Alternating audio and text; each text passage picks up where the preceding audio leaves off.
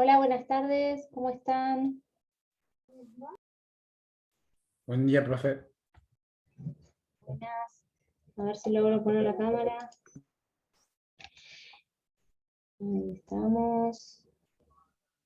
Bueno, mientras se enciende o no la cámara voy hablando para no perder tiempo porque tengo un problemita técnico y no me puedo conectar en horario, disculpe la demora. No sé por qué. Detengo y lo vuelvo a poner. No me ven ustedes, ¿no? Quizás no me veo yo. No, No, no. sale, profe. No. Bueno, no pasa nada. Mientras, a veces tarda un poquito. Ahí está, ahí está. Ahora sí, sí. Bueno, buenísimo, buenísimo. Bueno, miren, vamos a empezar porque hoy nos toca, ¿se acuerdan que estuvimos viendo la temática de la protección internacional y de la mujer? Bueno, un poquito de lo internacional y la convención, la ley de protección contra la violencia. Vimos la convención sobre los derechos de las personas con discapacidad, ¿no? La llegamos a ver, ¿no? Ya estoy perdida con este grupo, disculpen. Sí, la clase pasada, Sí, sí, ¿no? lo llegamos a ver, sí. Y ahora nos queda niñez y personas mayores. Entonces, ahora les traje, les hago un desafío. Yo les voy a dar, ahora cuando yo les ponga la pantalla, como siempre les pido, saquen una foto si pueden, o si no, intento mandarles el texto por el chat. Les voy a dividir en dos grupos. Yo les voy a plantear un caso que fue real, que fue real. El año pasado pasó. Y que quiero que ustedes aplicando estas normas que yo les voy a dar, que una, a ver si puedo compartir pantalla si se entiende un poco mejor. Bueno, ¿se ve la pantalla? Sí, ¿no? Sí se ve. Bueno, de la Convención sobre los Derechos del Niño, sería estos artículos que les digo, ¿no? Bueno, básicamente lo que se aplicaría sería el artículo 3 y el 12, ¿sí? Si alguien puede sacarle la foto, así ahora luego cuando van al grupo lo tienen. Esta sería de la Convención sobre los Derechos del Niño, la norma que quiero que apliquen y que vean si realmente se cumplió o no en el caso que les voy a comentar. Y de la Convención sobre los Derechos de las Personas con Discapacidad, específicamente el artículo 7, que habla de niñez con discapacidad, perdón, no está escrito, es el 7, ¿sí? No dice el número del artículo, es el 7 con los incisos 1, 2 y 3. Entonces, ahora también les pido que les saquen una foto si pueden, así ahora tienen el material para tratar. El caso, se los resumo muy brevemente, pero fue el año pasado, llegó, ¿no?, al tribunal, al Superior Tribunal de Justicia de Río Negro, y era el caso de un chico, un joven, ¿no?, que tenía autismo, ¿no?, y en primera instancia, o sea, se estaba debatiendo más que nada con quién iba a pasar más tiempo respecto de sus cuidados, ¿no?, si con su mamá o su papá. En primera instancia se le citó a este chico, se le citó y se puso muy nervioso en la entrevista que se le intentó hacer, ¿no? Se puso muy nervioso, mostró que estaba muy incómodo, bueno, finalmente se suspende la entrevista, se toma una decisión, se apela y en la Cámara, me siguen en la segunda instancia, no lo citan, directamente toman informes de distintos lugares donde este chico se movía, ¿no?, informes médicos, para considerar que esos informes suplían la obligación de citarle, y que además se había sentido muy incómodo en primera instancia, entonces deciden no citarle, ¿sí? Y resuelven el caso. Ahora, cuando llega a la tercera instancia, este Tribunal Superior de Justicia de Río Negro, tienen que decidir muchas cosas, entre ellas si realmente se respetó el derecho a ser oído de este joven. ¿Me siguen lo que pasó? ¿Quieren que lo repita? Sí se entiende, por ahora sí. Bueno, ese fue el caso. Ahora yo quiero que ustedes lean estas normas que yo les doy cuando dividen en grupo, y ustedes analicen si para ustedes se respetaron estas normas. Por el juez de primera instancia, que toma la entrevista y como se puso muy nervioso el chico y no se entendía bien qué quería expresar, la suspende, y por la Cámara que directamente no le toma la entrevista, ¿sí? Y toma una decisión en ese proceso sin citarlo. leyendo estas normas que yo les doy, quiero que ustedes interpreten si se cumplieron o no y por qué. Les voy a dividir en grupos, en 2 grupos, y ¿pudieron sacar la foto de las normas? Sí, yo le Ah, sí, saqué. profe. Buenísimo. A ver si me esperan un segundín. A ver qué desastre. A ver, ¿cómo hago ahora para dividirles en grupos? Es como que no puedo salir de... Acá, ya está. Ahí vamos. Voy a dividirles en 2 grupos. Y les voy a dar 10 minutitos, porque en 10 minutitos más o menos creo que pueden llegar a leer las normas e interpretar. 10, 15 minutos. Vamos a hacer 2 grupos y me sale, en una va a estar Franklin con Yara y Nicolás, y en la otra Daniel con Emma y Juan. ¿Sí? Cualquier cosa me van consultando, ya les invité, tienen que aceptar, y en 10 minutitos, capaz que entro a alguna sala, yo siempre aviso, les llamo.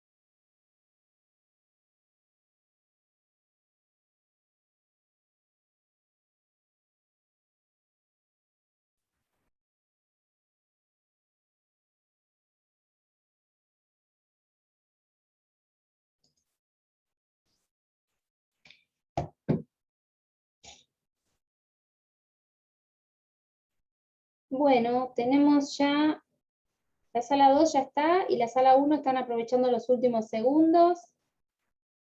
De nuevo no se me enciende la cámara, pero bueno, puede que pase como antes, que en un ratito se encienda. ¿Mm? ¿Les dio tiempo Ok. a...? Sí. ¿Quién habló? No, dije ok nada más, profe. Ah, perdón, bárbaro. Bueno, muy bien, Daniel. Ya, entonces, a ver, quedan segundos. Ya está en la sala 1 también incorporada. Bueno, no sé por qué a veces pasa, vieron que cuando mando el grupo después manda el video. No sé qué relación tiene. Ahí va, ahí va. Bueno, buenísimo. Bueno, a ver.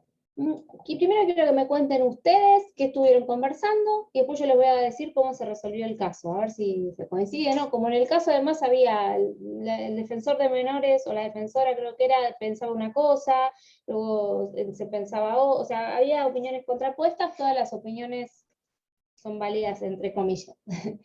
Así que bueno, de la sala 1, ¿quién quiere comentar un poquito lo que estuvieron conversando? Profe, ¿le puedo hacer una consulta? Sí.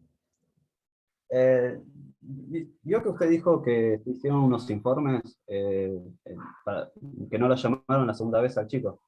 Sí, ¿Eran informes psicológicos o solo unos informes medio a la ligera? Me no, quedó esa no, duda a mí. bien. Eran informes, no eran ligeros, eran informes que se habían hecho en distintos lugares donde el chico se desarrolla, ¿sí? Ahora les voy a decir bien, porque está escrito en la sentencia, les traje unos extractos, pero sí, eran informes que había habido de otras instancias de participación de él. Listo, gracias. Bueno, en la sala 1, ¿alguien quiere comentar? Franklin, Yara o Nicolás. Sí, profe. En principio lo relacionamos con el artículo 3 de la Convención de los Derechos del Niño, que tiende a otorgar una consideración primordial, dice, sobre el interés superior del niño. También hablamos del inciso 2 del artículo 12, que pondrá la oportunidad de que el niño sea escuchado en todo procedimiento que lo afecte, como en este caso.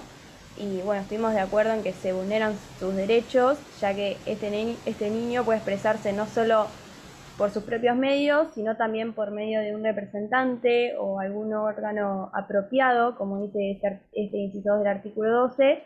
Y creo que la primera vez, o sea, se intentó escucharlo a él, no pudo expresar su opinión, y la segunda vez no recibió este apoyo por medio de un representante u órgano apropiado, sí. Ajá. También destacamos que podría haber, como que, no sé si pasó en el caso, pero no se notó el abogado del niño, por ejemplo. Ajá. Bueno, muy bien. No estaba ese dato exacto, importante. Bien, ¿quieren agregar algo a la sala 1? Sí, también lo relacionamos con bueno, el artículo 7 era, ¿no? De la Convención sobre los Derechos de las Personas con Discapacidad.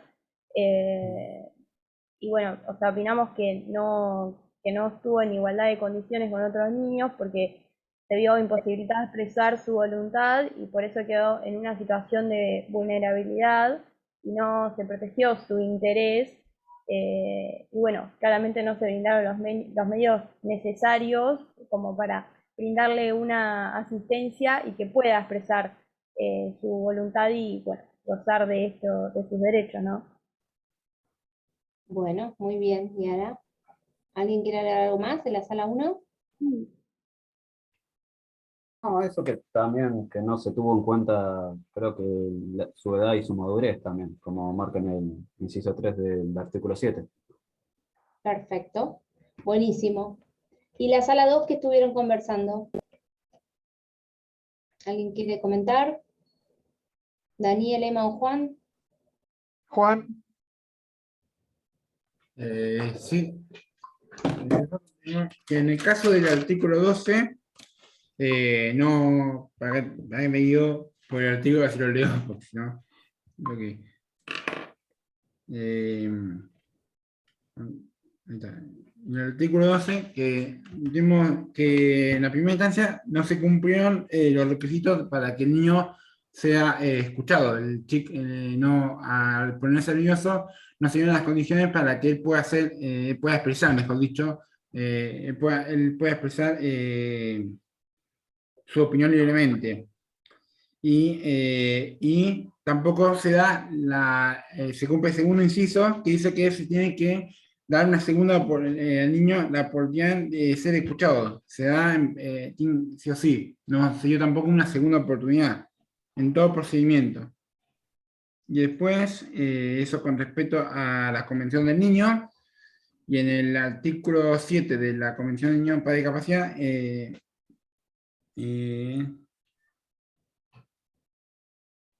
Daniel, no sé si vos tenés.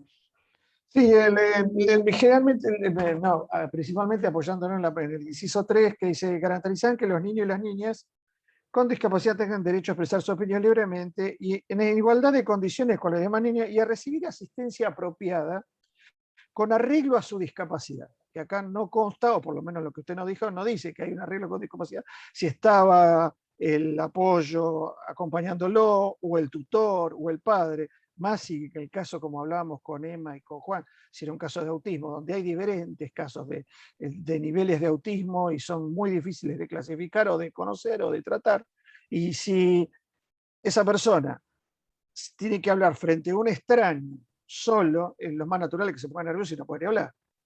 Y una cosa que traía a colación Emma, que estuvo muy bien, que dice, es similar este caso de apoyo a la discapacidad, de otros casos ulteriores o más graves, o distintos, no más graves, distintos, es cuando un niño tiene que hablar a través de la cámara GESE. Entonces hay un apoyo de acuerdo a la situación y al grado de madurez de ese niño, para expresar qué es lo que sucedió y de lo que fue víctima. Acá, no por los elementos que teníamos a mano, no dice en ningún lado, salvo que después en la cámara se maneja con los escritos de entrevistas o trabajos que han realizado apoyos o profesionales, pero ni siquiera con digamos, con la presencia de ese profesional, diciendo, yo estuve con tal y me hizo tal cosa, sino que es por escrito. O sea que acá creemos que no se cumplen, apoyando un poco también lo que decían los chicos en la sala 1, no se cumplen con los preceptos de lo que marcan las convenciones, tanto de las personas con discapacidad como las de los derechos del niño. Por lo menos acá, hasta con los elementos que contamos. Buenísimo. ¿Alguien quiere agregar algo de la sala 2 o de la sala 1 que haya quedado? Porque si no les muestro un poquito lo que se resolvió en el caso. Nos preguntábamos si lo había resuelto la Suprema Corte de Río Negro o había llegado a niveles superiores. No. Se resolvió en el Tribunal de Justicia, ¿sí? De Río Negro. Ay, esperen que ahora se los estoy queriendo compartir, pero no llegó a más, pero fue un caso muy interesante. ¿Estoy compartiendo algo o no? Por ahora no. No. Ahora no. Bueno, a ver. ¿Ahora? Ahí está. Bueno, fíjense, ¿no? El caso es del año pasado y tuvo bastante visibilidad. Ahora van a ver por qué, ¿no? Yo les voy a traer un poco, fíjense la mirada de la defensora, ¿no? Defensora de menores incapaces, bueno, esa es la denominación, ¿no? Ella plantea, porque acá se había apelado, entonces ella plantea los fundamentos diciendo que tanto las particularidades de la causa como las del adolescente no permiten entender que su opinión no haya sido tenida en cuenta, decía ella, ¿no? Porque cuando fue entrevistado en el juzgado de familia, en primera instancia, ¿no? Ante la psicopedagoga y el equipo técnico, ocasión en la que el encuentro debió finalizar porque se evidenciaba que el niño tenía una incomodidad y un desgano de estar allí, ¿no? Entonces, bueno, además puso énfasis en ese diagnóstico de autismo, ¿no? Y destacó que ha sido escuchado a lo largo de las actuaciones por profesionales de múltiples organismos, que obran informes de la escuela especial a la que asiste, de profesionales de la salud, del Ministerio de Desarrollo Social, y que bueno, que dicha interdisciplina es la que más se ajusta a su escucha, ¿no? Y también, fíjense el caso, ¿no? Porque ahí el niño lo que expresaba era que él no quería vivir con su padre, y sin embargo ella dice que si bien se ha tenido en cuenta su negativa de vivir con su progenitor, esa expresión obedece más a la repetición de los dichos de la madre y abuela que a una manifestación espontánea, ¿no? O sea, estos son deducciones, ¿no? Probablemente que surgen de los distintos informes. Eso dijo la defensora de menores e incapaces. Pero el defensor general, ¿sí?, discrepó de esto. Discrepa de esto, y fíjense los argumentos que da, ¿no? Dice que es muy importante escuchar al niño, ¿no?, en un proceso en el cual el niño participa, ¿sí? No solo, creo que esto no se los traje, pero que sí que es importante, o sea, cuando estamos hablando de que el niño debe participar en el proceso, eso no es solo un requisito procedimental, ¿sí? Es un principio de derecho de la niñez, ¿no? Los principios básicos de derecho de la niñez tienen que ver con el interés superior de niños, niñas, adolescentes, y tienen que ver con la participación y la escucha. O sea, es un principio básico, un principio que te obliga a un contenido, es un principio básico del derecho a la niñez, que no es decir, bueno, hay algo del procedimiento, ¿no?, que no se cumple. Postuló que las razones que brindara la sentencia impugnada para no convocar al niño a efectos de ejercer su derecho a ser oído se apartan de la normativa de niñez, y al motivar dicha denegatoria en su discapacidad, se vulneran doblemente sus derechos. ¿Por qué? Porque acá después lo dice, ¿no? Acá hay un niño que además tiene una discapacidad. Eso se llama ¿se acuerdan? Sí. Intersección. Hay una intersección entre dos condiciones. Entonces, cuando a veces hablamos, ¿no?, que yo les decía, esto de las situaciones de vulnerabilidad a veces se interseccionan. ¿Qué significa esto? Que si yo estoy en un proceso judicial y aparece un niño, tengo que tener una luz roja de un semáforo que diga, bueno, hay que poner mucho cuidado de que no se vulneren sus derechos. Pero si ese niño además tiene discapacidad, tengo que tener dos luces rojas, ¿no? De decir, hay que tener mucho más cuidado, ¿sí? Porque hay una situación de vulnerabilidad que además se suma e intersecciona y genera esta situación. Entonces, hay que, digamos, ese derecho está doblemente reforzado desde la niñez y desde la discapacidad, ¿no? Entonces, bueno, hay que poner mucha más atención y muchas más garantías en ese proceso judicial, ¿no? Añadió, fíjense, el defensor general, que si los magistrados advirtieron, ¿no?, en cámara la existencia de alguna barrera para escuchar al joven, debieron haber instrumentado los ajustes de procedimiento necesarios para garantizar su derecho. Y sin embargo, ello no solo no se realizó, sino que conforme surge, ¿no?, se le negó el derecho, precisamente además apelando a su condición de autismo y demás, es decir, hay una vulneración, ¿sí?, doble de derechos. Y también, bueno, establece la necesidad, ¿sí?, el defensor, de que la entrevista, en todo caso, el Poder Judicial, la entrevista, ¿no?, lo que se esté realizando en ese momento es la que se tiene que adaptar. ¿Y cómo se va a adaptar? Bueno, pensando en un proceso que en ese caso tiene que estar previsto, ¿sí?, para que pueda transitarlo un niño con autismo. O sea, no voy a llevar a ese niño a una entrevista, ¿sí?, tradicional, entre comillas, porque bueno, la niñez tiene muchas aristas también, y no vamos a entrevistar, siempre lo digo, no vamos a hacer una entrevista de igual modo a lo que sería mi hija hoy, que tiene 11 años, que a una niña de 3 años. O sea, evidentemente no vamos a hacer las mismas preguntas, la misma metodología. Bueno, en este caso, de pronto un diagnóstico, ¿para qué ayuda el diagnóstico? ¿Para anularle el derecho? No. Justamente lo que tiene que venir a sumar es la necesidad y garantías específicas, para que ese niño se pueda expresar, y si hace falta generar un vínculo de confianza, si hace falta lo que fuera, bueno, está obligado, ¿sí?, en ese caso el Estado, a través del Poder Judicial, de brindar eso, ¿no? La sentencia bajo análisis, al contrario de lo debido y esperado, ha legitimado un enfoque de la discapacidad basado en la perspectiva médica que impide se aplique el principio de igualdad real, pues no reconoce a las personas con discapacidad como titulares de derecho, las reduce a su deficiencia y las juzga como incapaces de expresarse, ¿no? Cuestiones que hablamos la clase anterior, ¿sí? ¿Se acuerdan? Por eso, ¿sí? Se habla de un enfoque de derechos humanos, ¿sí? Y de la necesidad de adaptar el proceso además. Fíjense que acá citan una frase que a mí me gusta mucho, de Children with Disability, de un informe, ¿no? Que dice, incluir no es insertar personas con discapacidad dentro de estructuras existentes, sino transformar los sistemas para que incluyan a todos. Una comunidad inclusiva instaura medidas de asistencia para todos los niños. Cuando existen barreras, las comunidades inclusivas transforman la manera en que están organizadas para ocuparse de las necesidades de todos los niños, ¿no? Bueno, y muy interesante del fallo, ¿no? Esto ya es lo que se resuelve, ¿no? Considerando que no se ha aplicado correctamente el derecho, que no se han aplicado correctamente ni la Convención sobre los Derechos del Niño, ni la Convención sobre los Derechos de las Personas con Discapacidad, ni las observaciones generales que además han profundizado en este tema. No es que este tema es muy novedoso, ¿no? Es muy novedoso porque se ha profundizado.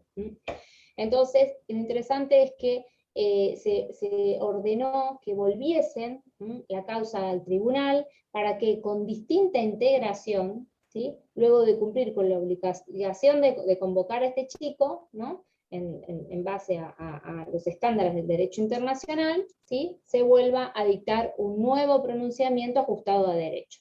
Se obliga a esto. Es interesante el caso, se los traigo porque, bueno, primero porque interseccionan cuestiones que estamos viendo.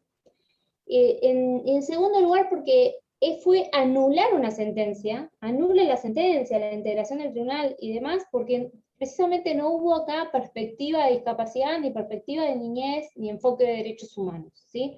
Entonces, me parece que es interesante, se ha hablado de este caso de manera, bueno, tratando, ¿no? de visibilizarlo para que se replique el enfoque y la mirada, ¿no? de decir, bueno, esto es realmente como debería funcionar. En realidad la justicia no debería funcionar al llegar a esta instancia, pero si llega está bueno que el caso se anule por falta, por ausencia de perspectiva de discapacidad en este caso y de perspectiva de niñez. Fíjense que ustedes mismos y ustedes mismas, en base a lo que ya se había hablado de discapacidad y leyendo los artículos, y no son ni jueces de cámara, ni todavía no son ni abogados ni abogadas, pudieron deducir cuál era la aplicación y cómo se tenía que solucionar el caso, ¿no? Pero, sin embargo, todavía la deconstrucción que hay que hacer dentro del Poder Judicial para que la defensora de menores entienda, ¿no? Cómo ha interpretado el caso de que, bueno, nada, se podía evitar citar al niño con discapacidad, que es protagonista justamente del proceso. Y lo que viene a sumar un poco estos artículos de la Convención sobre los Derechos del Niño, que en realidad son lo poquito que me interesa que ustedes capten ahora, ¿sí? Porque ya estamos en las instancias finales, y tampoco les quiero sumar demasiado, porque ahora quiero que hagamos un repaso con algunas preguntitas que les traigo tipo práctica, pero básicamente, bueno, lo que les traía son los artículos que me parece que de alguna manera van a hacerlos esenciales cuando hablamos de derecho de la niñez. La Convención en realidad sobre los derechos del niño, lo que vino en su momento, ¿no? Está en vigor desde 1989, ¿no? Fíjense que llevamos tantas décadas y sin embargo todavía parece que no se conoce como se debiera, ¿sí?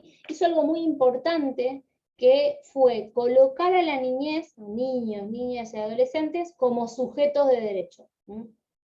¿Por qué? Porque cuando hablamos de modelos, así como hablamos de modelos de discapacidad, por ejemplo, hablamos de un modelo médico, que tampoco les consideraba a las personas como sujetos de derecho, sino como objeto de políticas asistenciales. Cuando se hablaba de niñez, antes de esta convención, básicamente era desde una concepción de una persona, niño, niña o adolescente, como imperfecta, como la que la perfección llegaba a cumplir la mayoría de edad, ¿no? Ahí fíjense, la perfección se asimilaba, ¿no? A la persona adulta, nada más lejos, nada más lejos podríamos considerar. Y además el derecho, ¿no?, de la niñez, más que nada, tenía que ver con una mirada, que se hablaba de derechos de menores, ¿no?, de los menores, que tenían que ver básicamente con personas menores de edad en conflicto con la ley penal. Es decir, esa era la mirada, ¿no?, de represión y de objeto, ¿sí?, de una rama del derecho penal y su relación con ello. Entonces la Convención sobre los Derechos del Niño vino a correr el eje, a ver, a situar a niños, niñas, adolescentes como lo que son, como una población en situación de vulnerabilidad, y muchas veces de mucha vulnerabilidad, y para eso hay que garantizar y hay que profundizar, ¿sí?, las garantías con las que contamos. Hay que garantizar que puedan ejercer sus derechos, hay que garantizarles la autonomía, hay que garantizarles la no discriminación, hay que garantizarles el acceso a derechos que en su mayoría también gozamos las personas adultas, pero incluso hay derechos como, por ejemplo, el derecho al juego, ¿sí?, que debería consagrarse para las personas adultas, al juego en el buen sentido, ¿no?, al ocio, pero que está consagrado para la niñez precisamente por lo que implica, ¿no?, el juego, la socialización en el desarrollo de la personalidad de un niño, niña, adolescente, como una herramienta, ¿no?, es algo imprescindible, no se asimila al ocio para las personas adultas, ¿no? Bueno, entonces, básicamente cuando hablamos de derecho a la niñez, hay como algunos principios que son elementales, ¿sí?, y uno de ellos es el interés superior, ¿sí?, del niño, niña o adolescente. Es difícil, creo que ya en algún momento hemos hablado, bueno, dilucidar o decir, bueno, ¿qué implica el interés superior? Es difícil llenarlo de contenido a eso, porque el interés superior lo podemos ver y evaluar en el caso concreto, pero sí lo que, como herramienta, ¿sí?, lo que nos está indicando el derecho es que siempre que en cualquier conflicto, en cualquier proceso, ¿no?, existan personas, y una o varias, sean niños, niñas o adolescentes, el interés de esos niños, niñas y adolescentes va a pesar más que el del resto de personas adultas, ¿sí? ¿Por qué? Justamente por esta defensa, ¿no?, y esta potenciación de derechos y garantías que debemos hacer. Entonces siempre el interés superior que hay que proteger es el del niño, niña y adolescente. Ahora, ¿cómo sabemos muchas veces cuál va a ser ese interés superior? Bueno, hay casos que son más simples que otros, ¿sí? Ahora, procesalmente sí sabemos que es muy difícil avanzar en conocer el interés superior de alguien si no le escuchamos. ¿Y cómo le vamos a escuchar? Le vamos a escuchar según el parámetro de edad y madurez, ¿sí? Por eso la escucha va a ser diferente una nena de 3 años que una de 11 y otra de adolescente de 16, obviamente, ¿no? Y en el caso en que además confluyan como la discapacidad, según el artículo 7, fíjense que el artículo 7 de la Convención sobre los Derechos de las Personas con Discapacidad está consagrando derechos, ¿no? Vuelve a profundizar, o en realidad vuelve a consagrar el derecho de interés superior, ¿sí? Pero después habla del derecho a la participación. ¿Y cómo vamos a garantizar la participación, el derecho a ser oído, a ser escuchado o escuchada de un niño o niña adolescente? Garantizando condiciones de accesibilidad, ajustes, ¿sí?, ajustes razonables y ajustes de procedimiento conforme, ¿sí?, a la edad y a la madurez y a las necesidades de la persona si es una persona con discapacidad. En este caso, por eso se ve claramente la necesidad de que se tomaran medidas adicionales en el caso de un diagnóstico con el que se contaba, ¿no? Si no hubiera existido diagnóstico no pasa nada, o sea, si hay determinadas características que hacen a un niño, niña o adolescente que me obligan que me deberían obligar a darme cuenta, ¿sí?, de que se requieren ajustes en el procedimiento, los tengo que adoptar, exista o no exista el diagnóstico, ¿no?, para garantizar los derechos. Pero bueno, acá existía en principio esa especie de diagnóstico. Les traje una especie de propuesta de repaso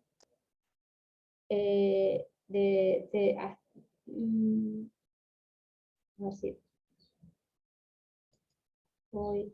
Si puedo compartir pantalla, no, compartir pantalla no era la que yo quería. Dejo de compartir y ahora me voy de nuevo.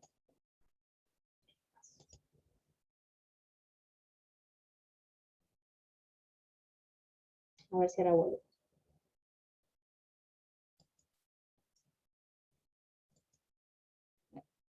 Voy a cerrar esto a ver si aparece el otro, disculpen, ¿eh? Ah, ya sé lo que pasa. Bien.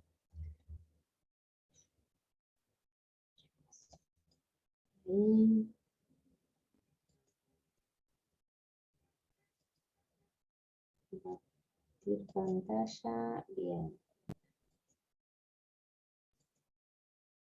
Vamos a hacer un repaso de algo que vimos la clase pasada, ¿no? Si esta fuera una pregunta en el parcial que van a tener el sábado. Si alguien se anima a responder, hoy no pasa nada porque nos equivoquemos, para nada. Así que es a veces la manera de aprender y de equivocarnos, de recordar después. La fórmula antidiscriminatoria prevista en el artículo 2 de la Convención sobre los Derechos de las Personas con Discapacidad, que establece qué significa discriminación por motivo de discapacidad, ¿no? Protege a solo a las personas con discapacidad, b a cualquier persona que sea discriminada por motivo de discapacidad, o c a cualquier persona que sea discriminada por cualquier razón. ¿Alguien se anima a...? Yo creo que la sé. Estoy entre la B y la La B. C, pero creo que la sé. La B. Bueno, Para mí la Z. La a B, ver, sí. Para mí es la la B. B y la... La B Bien. para mí. Estoy entre la B y la C, pero me la tiro más por la C. Y vos te viene la duda. Bueno, y hablaron, creo que Emma y Carlos dijeron que se juegan por la B, ¿no? ¿Por qué la C, Juan? Porque si ya cualquier motivo para que te discriminen, ya te están discriminando. No, retiro lo dicho, espera que pienso cómo lo puedo utilizar, porque cualquier persona que sea discriminada, porque no hay motivo para que a uno lo discriminen. Nunca hay un motivo, no lo veo así, yo lo veo así. Pero, fíjate la pregunta que está preguntando la Convención sobre los Derechos de las Personas con Discapacidad, no tiene, bueno, el artículo 2, ¿a quiénes protege? Y vos me estás diciendo que a cualquier persona, o sea, ponele que yo voy ahora y quiero inscribirme para ser chofer de colectivo, y me dicen, no, vos sos mujer, así que no te vamos a tomar la... Yo puedo decir, me están discriminando y hacer un juicio en base a la Convención sobre los Derechos de las Personas con Discapacidad.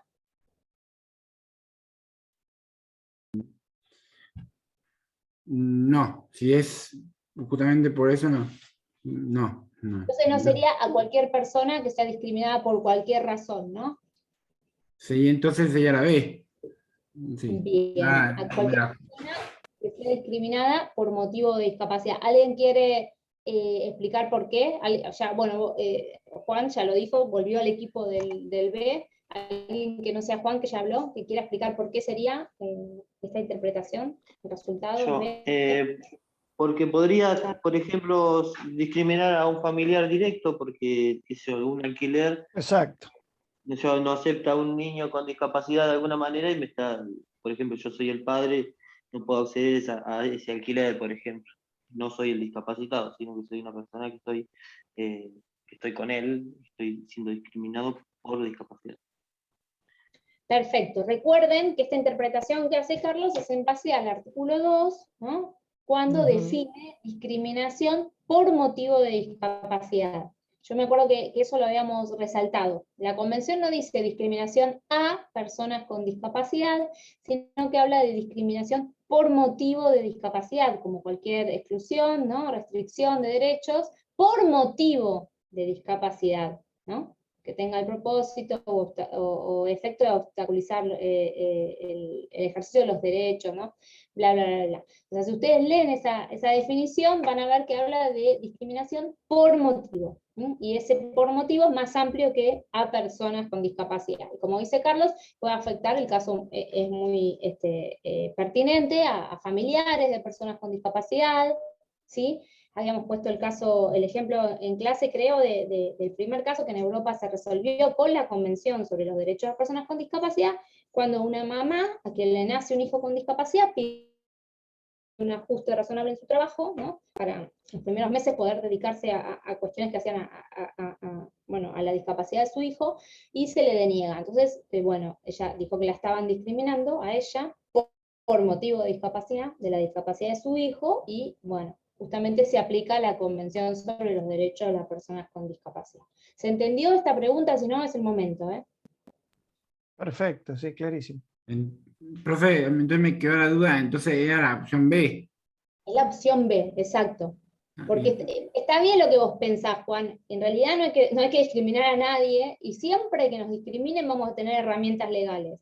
Pero en este caso la pregunta, por eso siempre tienen que tratar de leer atentamente. Yo trato que sean claras las preguntas que les pongo, de que no haya, pero porque encima que estamos nerviosos cuando hacemos ese tipo de exámenes, pero fíjense que dice la fórmula antidiscriminatoria prevista en el artículo 2 de la Convención de Derechos de Personas con Discapacidad. O sea, esa protege a cualquier persona que sea discriminada por motivo de discapacidad. Después tenemos otras, que yo tuviera que hacer una acción porque me discriminan, el ejemplo que digo, porque soy mujer, bueno, me iría a qué convención. Contra la discriminación para las mujeres. Claro, exacto. Bueno, bien, vamos a la siguiente pregunta.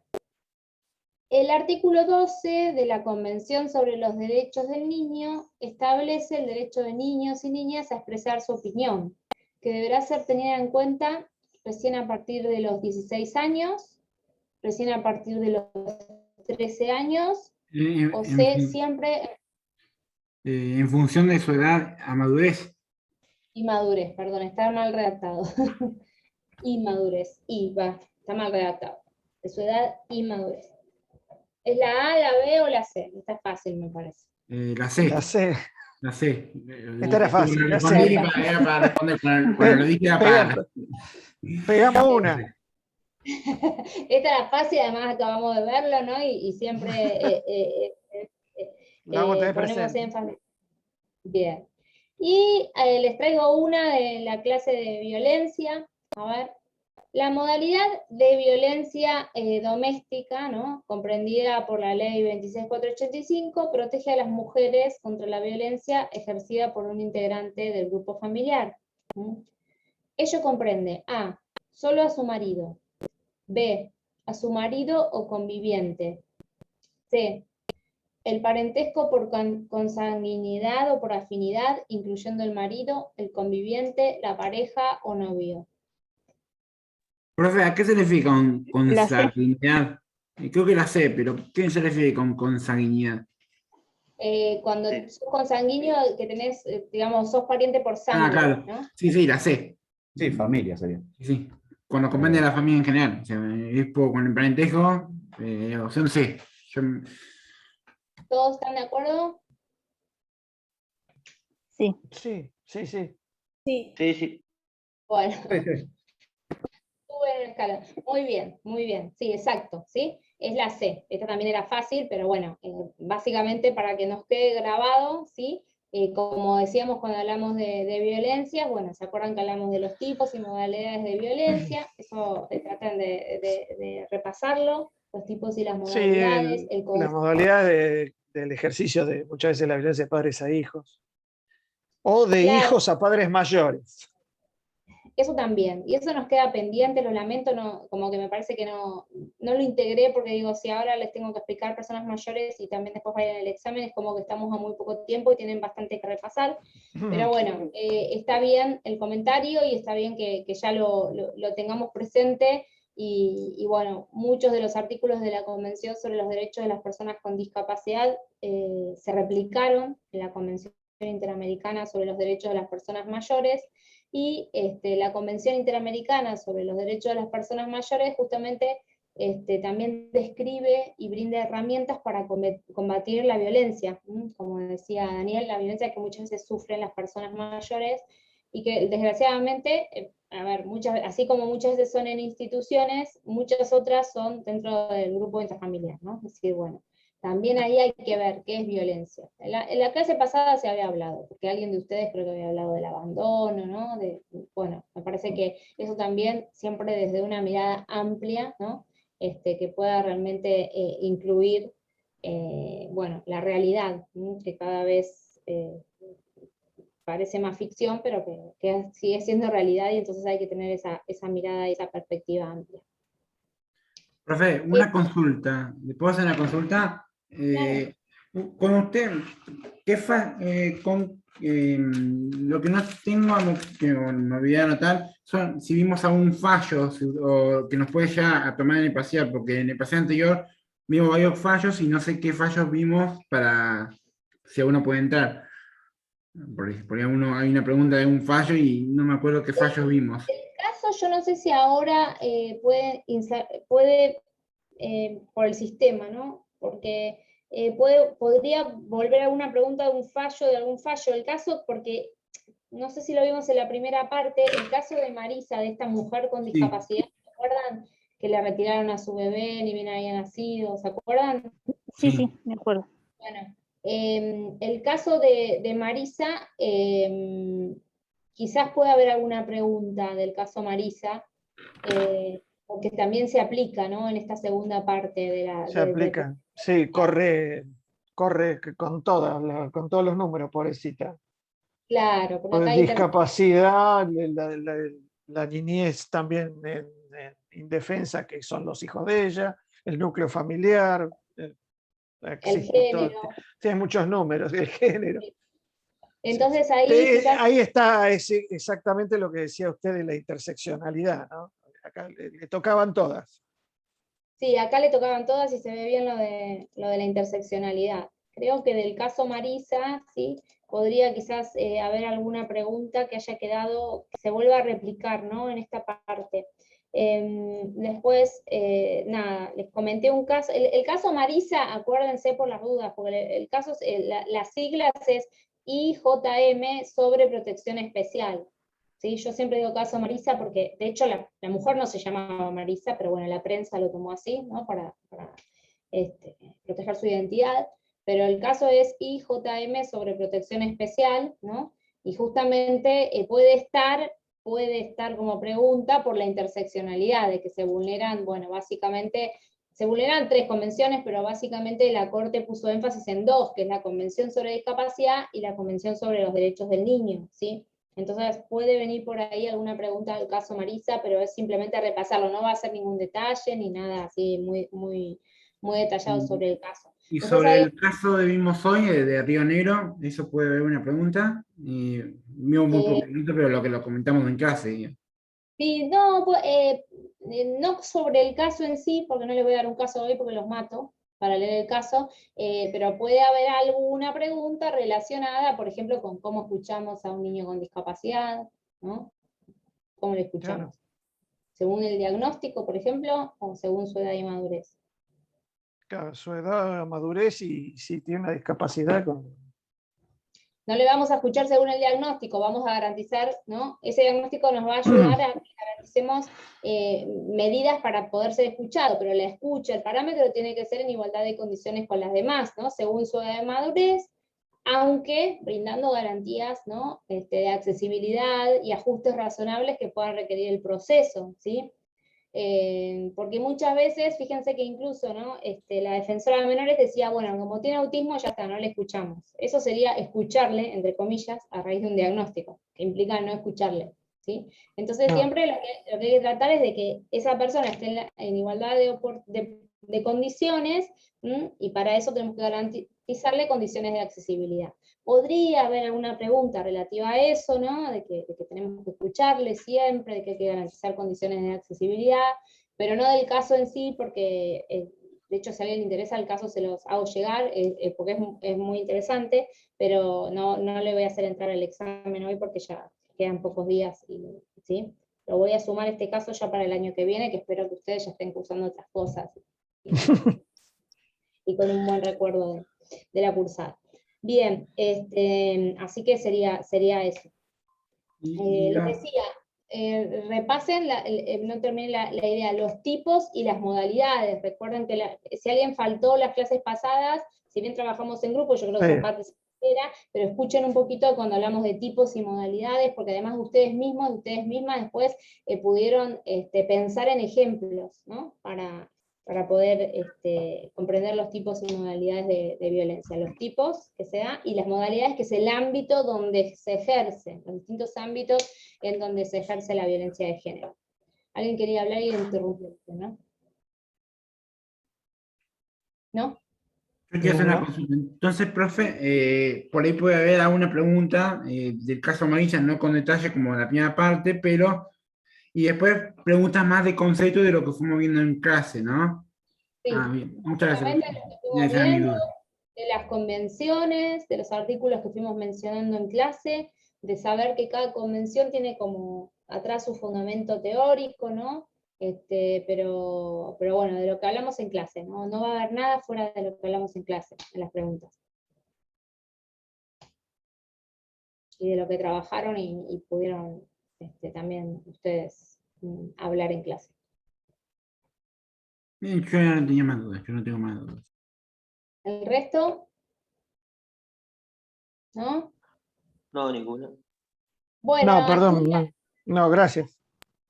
Gracias a ustedes y bueno, el mayor de los éxitos, creo que va a ir bien, ¿no? Ya estas instancias son instancias finales, así que de fin de año me imagino que están con otras materias y con todo, pero bueno, esperemos cualquier duda, me escriben y demás. ¿Quién quiso decir algo?